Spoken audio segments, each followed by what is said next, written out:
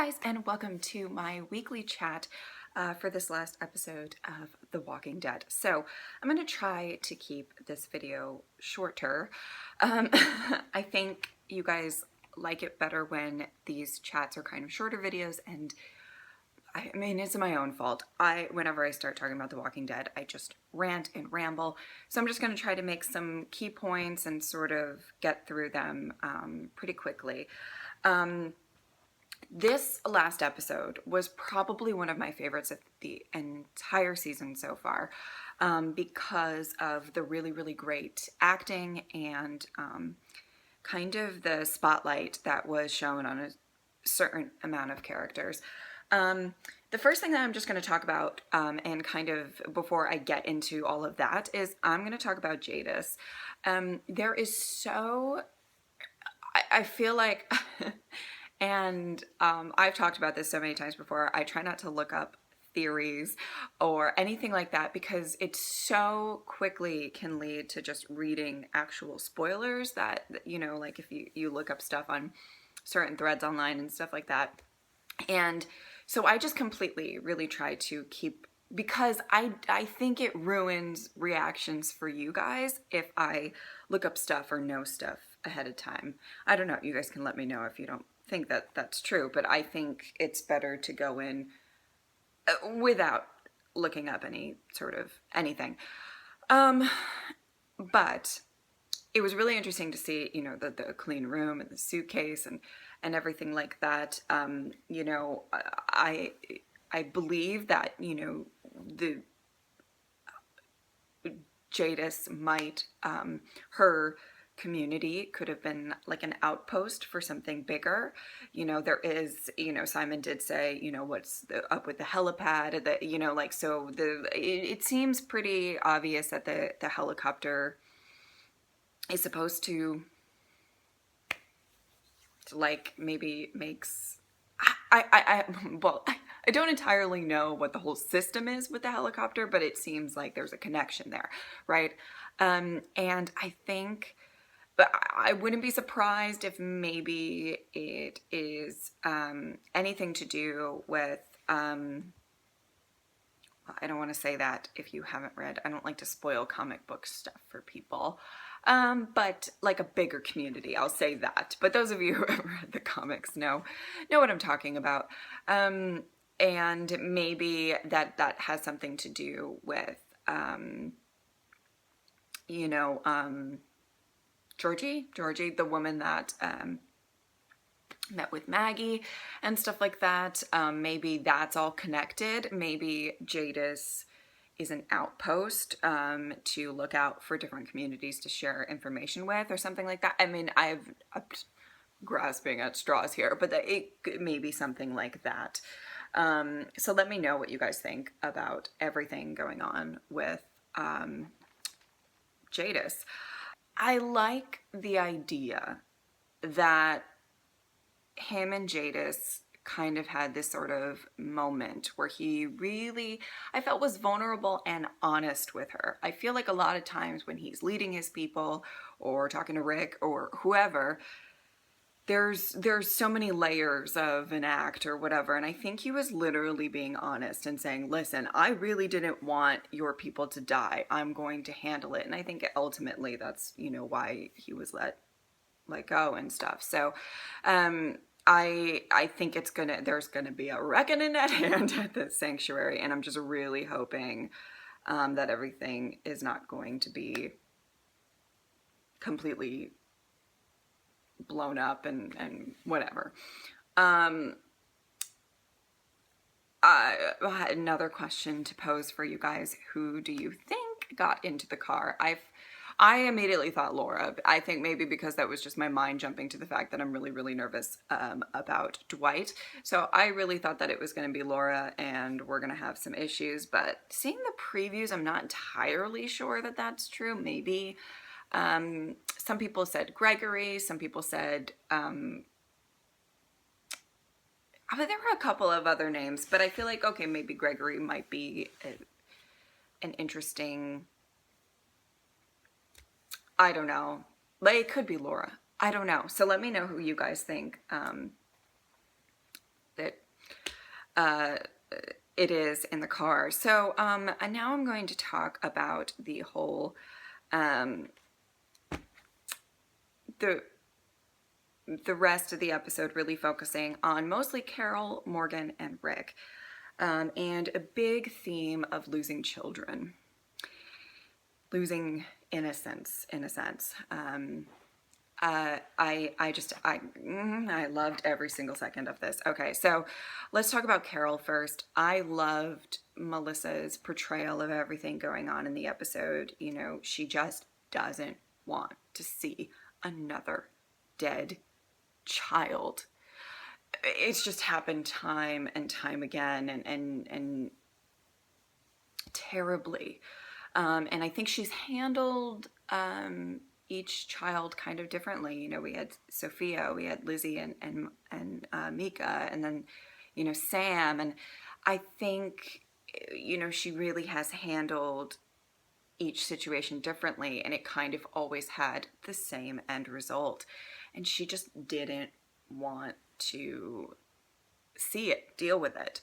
What I love about her relationship with Morgan is I think that they understand each other probably better than understand like the things that they go through. You know, Carol was pretty far, you know, on the, I don't think she was as crazy as Morgan, you know, seeing dead people and stuff like that, but I think she was pretty far down in the too far gone. We'll get to that as well later on. But I think that's kind of a really important thing to think about is I think they understand each other, and I think that there's something about the fact that, you know, when Morgan said, you know what we're gonna find if we follow, you know, Henry's path, or and I will say I just loved her performance in this, because you can just tell that she didn't want to see it. She wanted to be in that little lovely pocket of denial and not deal with, you know, Henry possibly being dead. She just doesn't want to deal with it ever again. And finding Henry, I love the callback to the Sophia place. Finding Henry, him being alive, and finally having something positive, that she was able to bring him back. I loved the conversation between her and Ezekiel, and where she said, first that she opened up about Sophia. She doesn't really open up about these kind of moments. Even, I don't know if they've really talked about it since, but even after Lizzie and Mika, if you guys remember when her and Daryl were out in the episode Consumed looking for Beth, if you guys remember that episode, even she didn't go into details, and I know she didn't really go into, you know, details with Sophia here, but it's interesting that she kind of, you know, when she was talking to Daryl about what happened with Lizzie and all of that stuff, it was really like she just said it went bad, and that was kind of it. But it seemed like she was opening up a little bit more about Sophia, and that just says a lot about her journey as a character and trying to be okay, and losing children, losing I mean, when you think about kids, right? Like it's a nature of all of these characters, or anybody, you know, for the most part, you know, that you protect the kids. You have to protect the kids, you know. Back in season 2, I'm doing a whole lot of callbacks in this weekly chat where, you know, Rick was talking and he says, you know, a little girl goes missing, you have to go look for her. There's no other, you know, there's this certain amount of, you need to protect these kids. And when that fails time and time again, how do you go on? So I think that it was just, I loved when she said, you know, it feels like it could be swept away at any moment, but that doesn't mean it will. I think that's that's something I think she's learning, that she is strong and she can cope with loss. Um, and yeah, I really loved her whole story. So now I'm just going to move on to Morgan and talk about him a little bit. You know, looking at Carol and looking at Morgan and the transformation, it seems pretty obvious that Morgan is maybe not going to entirely get right. You know, as he says, I'm not right.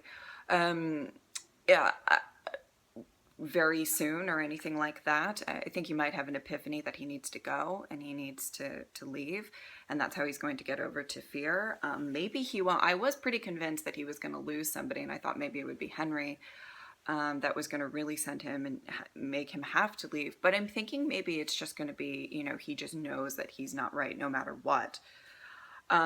And I think I'll touch on this more when I talk about Rick, but Rick may be showing some mercy by the end of this, which I believe that's what we're getting to for the finale, is when they had that moment together where they killed the Saviors again. I'll get to that in a second, but I think maybe Morgan seeing Rick kind of go in the other direction after reading Carl's letter, after trying to, I think that might, you know what I mean? Slightly. Anyway, it might mean something for Morgan that he can't escape. Like, it's pretty clear that he's kind of in this prison and he just can't get out of it. And he's really, really trying to, well, no, he's not trying. That's the point. I think he feels like he has to stay in there.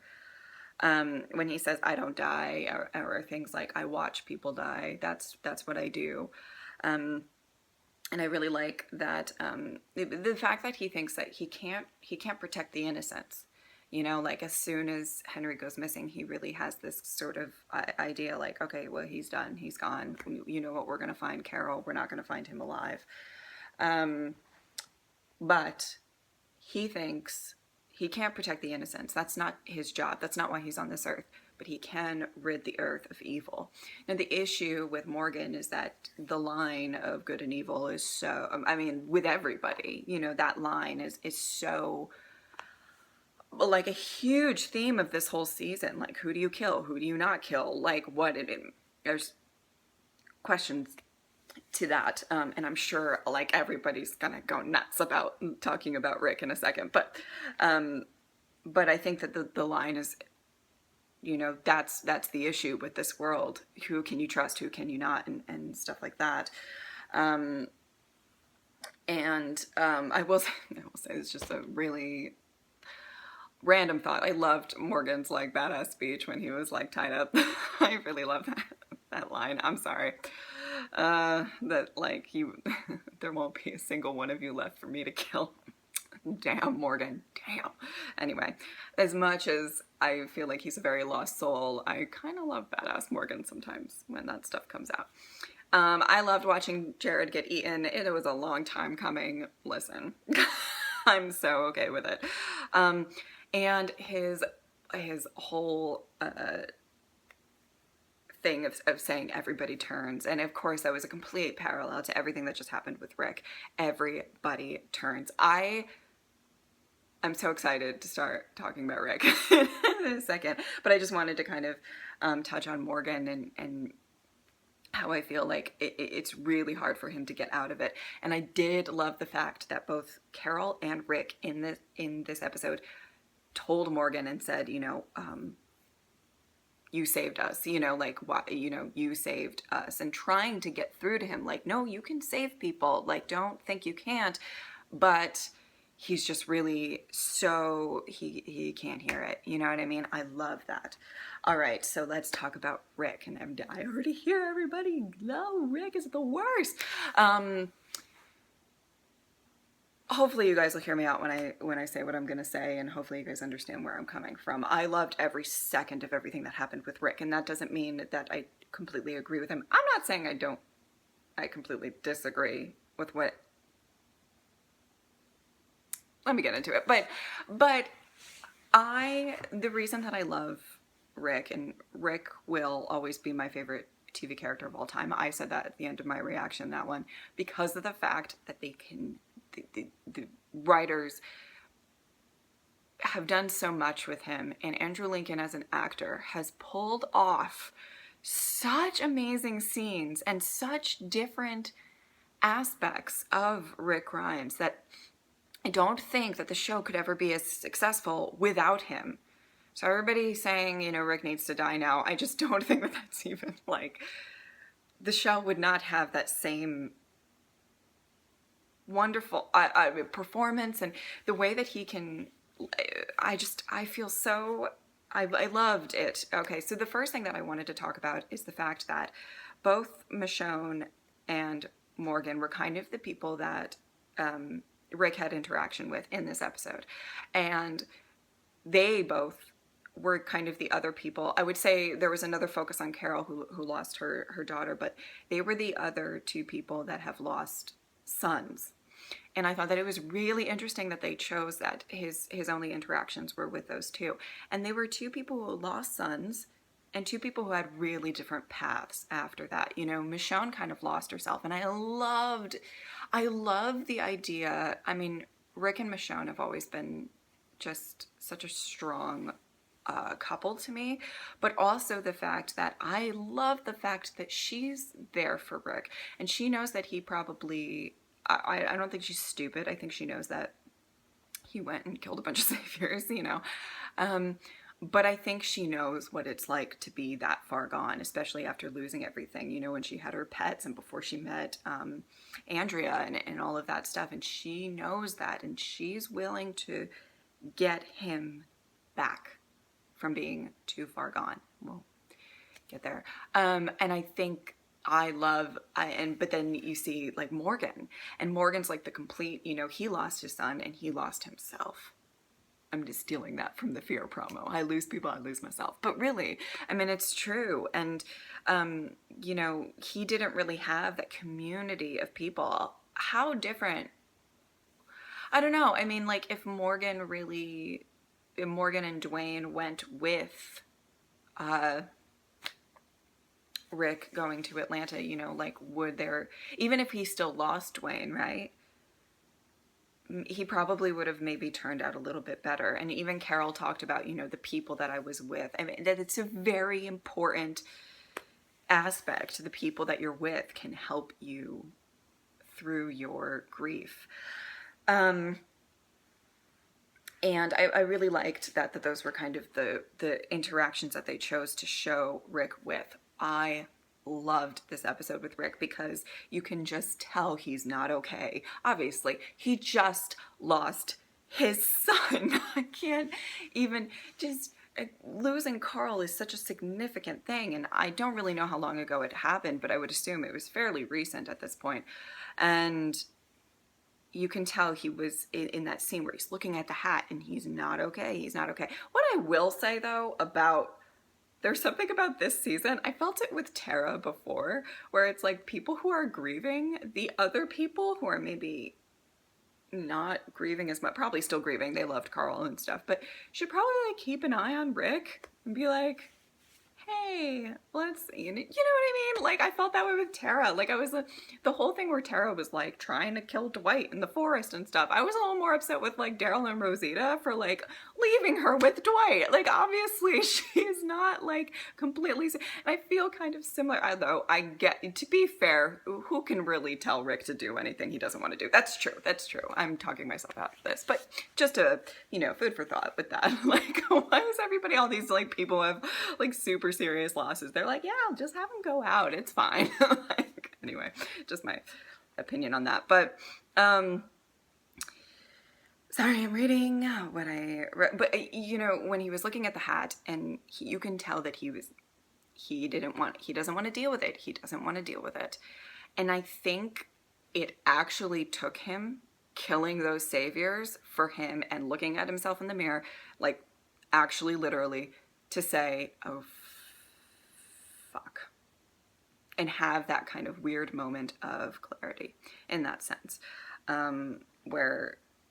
Because I don't know, it's like whenever you have like a big loss or you're trying to deal with something so severe like that, obviously you don't think straight, but also you're trying to search for whatever thing is going to make you feel better. And even like right after they said goodbye to Carl and that whole thing, he was like, I gotta go to the garbage place and talk to Jadis, and I gotta do this, I gotta, like there's something that like winning this war is him coping and trying to just do something that is going to get his mind off of losing Carl, which is gonna, like, obviously going to be a big thing. I really I loved every second of it, and that doesn't mean, do I think he should have killed the saviors?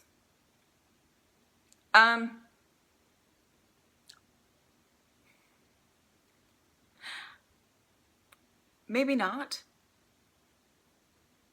But I don't think I'm as upset about it as like other people are. I do think that we are in times of war. And there were people who stayed behind and they didn't. I don't know. I don't know. I feel like no matter what I say, I'm gonna get attacked. Hi guys.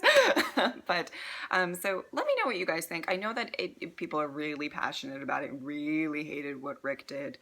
I don't. I think that it's definitely, what I will say about it is I don't like what Rick did, but because I'm concerned about Rick and how he's coping with everything, and obviously it seems like he's not doing too well, and I'm hoping Carl's note is going to help with that. And Michonne, I think Michonne is key in this whole grieving process for Rick. Yeah, but I loved every second of it, and I love I loved it. I saw it somewhere where somebody talked about the speech in Too Far Gone, we're not too far gone, we get to come back, and the governor saying liar, and that Rick lied, and this is really a moment where people are saying that Rick is too far gone. I really, really love that. So yeah, anyway, I really it's so crazy to me, and I just gonna say this, I love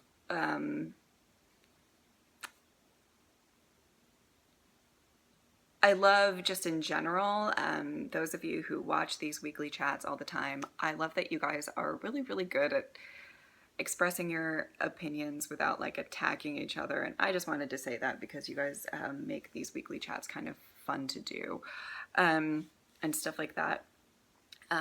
So I just wanted to say thank you to you guys for that. We all like different characters. That's the beauty of The Walking Dead.